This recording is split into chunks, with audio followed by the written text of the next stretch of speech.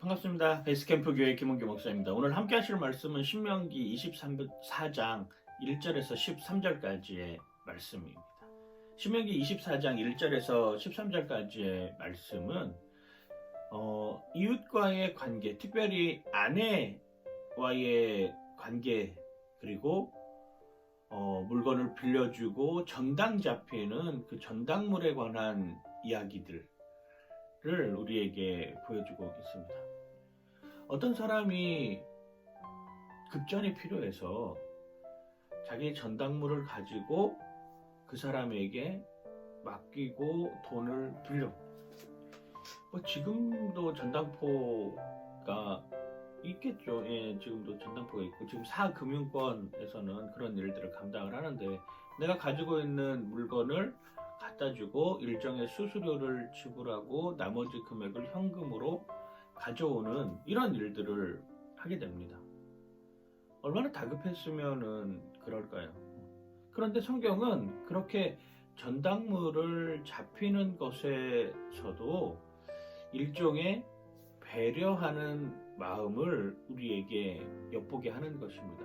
어떤 경우냐면, 당시에 맷돌이라든지 아니면 겉옷 같은 것을 전당물로 가지고 오면 받는 사람 입장에서도 참 부담스러웠다라고 하는 것이죠. 왜?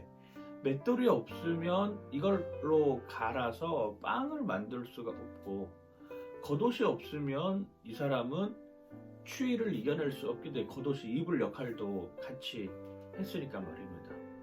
그런 여건, 그런 물건들, 말 그대로 생계형 물건들에 대해서는 하루가 지나지 않게 돌려줘라 라고 하는 이야기를 합니다. 왜 그렇습니까? 이 사람이 그러한 물건, 생계형 수단의 물건이 없으면 하루도 온전히 살아갈 수 없기 때문에 그러한 물건에 대해서 너무 집착하지 말고 사랑하는 마음으로 돌려주어라 라고 하는 것이죠. 가난한 자에 대한 배려, 또는 그러한 가난한 자를 바라보는 부자의 배려가 같이 공존하고 있는 것입니다. 사회가 이런 모습이 되어야 하는 것이죠. 그리고 그리스도인들이 그 역할의 중심에 서 있어야 되는 것입니다. 언제까지 그냥 내 배 부르게 하기 위해서 가난한 사람들의 것들을 계속 빼앗아 오는 이런 일들이 자행되어서는 안 되는 것이죠. 예수님이 갈릴리 바닷가에서 말씀을 선포하시는 와중에 저녁때가 되었습니다. 저녁때가 되니까 사람들이 시장길을 느끼고 배고픔을 느끼는 거예요. 그래서 예수님이 이 사람들에게 제자들을 불러다가 이 사람들에게 먹을 것을 나누어 주어라 라고 이야기를 합니다. 그랬더니 계산하기 좋아하는 제자는, 주님, 이 사람들에게 다 먹을 것을 제공하기 위해서는 한 200데나리온 정도 필요한 것 같습니다. 우리의 역량 바뀐 것 같은데요. 이렇게 이야기하는 사람들도 있고, 또 어떤 제자들은 그 안에 있는 사람들을 수소문하기 시작하여서 혹시 다른 사람에게 먹을 것을 나누어 줄 수 있는 사람이 없는지 찾아보게 되는 것이죠. 그 와중에 한 어린아이가 보리떡 5개와 물고기 2마리를 가지고 있었습니다. 그리고 그 보리떡 5개와 물고기 2마리를 주님께 가지고 오는 것이죠. 주님께서 그 보리떡 5개와 물고기 2마리를 축사하신 이후에 거기에서 있는 장정만 5,000명이 되는 사람들이 먹고 또 12바구니가 남는 이러한 사건이 일어났습니다.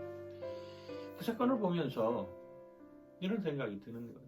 나 혼자 5,000명분 깔고 앉아서 배 터지게 먹는 삶도 있지만, 어떻게 하면 5,000명에게 먹을 것을 나누어 줄 것인가를 고민하는 사람들도 있구나.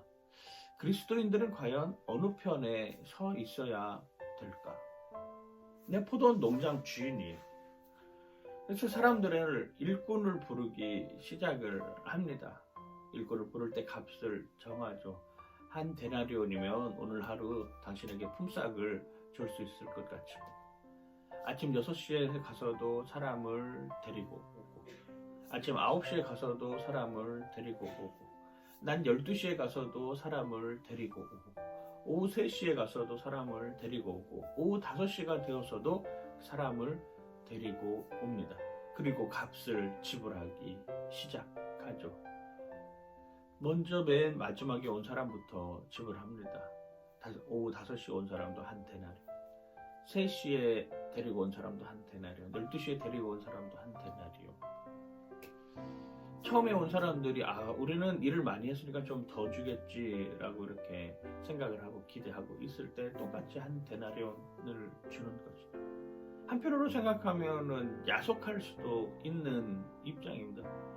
시간적으로 따지면 요즘에도 최저임금제를 시행을 하면서 시간당 얼마의 금액을 아예 정해 놓잖아요. 근데 이걸 관점을 다르게 보면 배려하는 마음으로 오후 3시 아니면 거의 저녁 5시에 다 가까운 때까지 일자리를 구하지 못하는 사람들, 이 사람들은 오늘 하루 그냥 굶어야 되는 삶입니다. 그런데 포도원 주인의 마음은 이 사람들을 데리고 와서 이 사람들이 부끄럽지 않게, 그리고 자신이 일정 부분 거기에 일도 하면서 이 사람들에게 내 배려하는 마음을 전해준다라고 하는 여기에 포커스를 맞춰야 되는 것 같아요. 포도원에 그냥 이 일을 단순히 부려먹기 위해서 사람을 쓰는 것이 아니라 내가 가지고 있는 것을 이 사람도 부끄럽지 않게 나누어주는 삶을 사는 여건으로 우리에게 보여주고 있는 장면입니다. 그리스도의 마음이 그런 마음이지 않을까요? 어쩌면 우리는 오후 3시에 있는 사람일 수도 있고 오후 5시에 있는 사람일 수도 있습니다. 그때 하나님이 불러주시는 거예요. 그리고 하나님께서 주고 싶은 마음을 갖고 있는 것이죠. 전당포 주인의 마음도 그런 마음이지 않겠습니까? 맷돌, 겉옷, 이 사람이 없으면 오늘 하루를 살아내기 정말 어려운 여건입니다. 그걸 해가 지기 전에 돌려주어서 이 사람에게도 최소한의 책임을 질 줄 아는 모습을 알게 하고, 그리고 더불어 사는 세상이라고 하는 것을 오늘 우리에게 보여주고 있는 것이죠. 그렇습니다. 그리스도인의 삶이라고 하는 것은 결국 거룩과 배려하는 삶. 거룩이라고 하는 것은 무엇입니까? 하나님을 사랑하는 삶이죠. 배려하는 삶은 무엇입니까? 이웃을 사랑하는 것입니다. 신명기에 나와 있는 거의 모든 규정의 내용들이 바로 이러한 규정이라고 하는 것입니다. 하나님께 거룩하고 또한 이웃을 배려하는 오늘 하루가 되는 여러분들 되시길 주님의 이름으로 간절히 축원하고 축복합니다. 파이팅!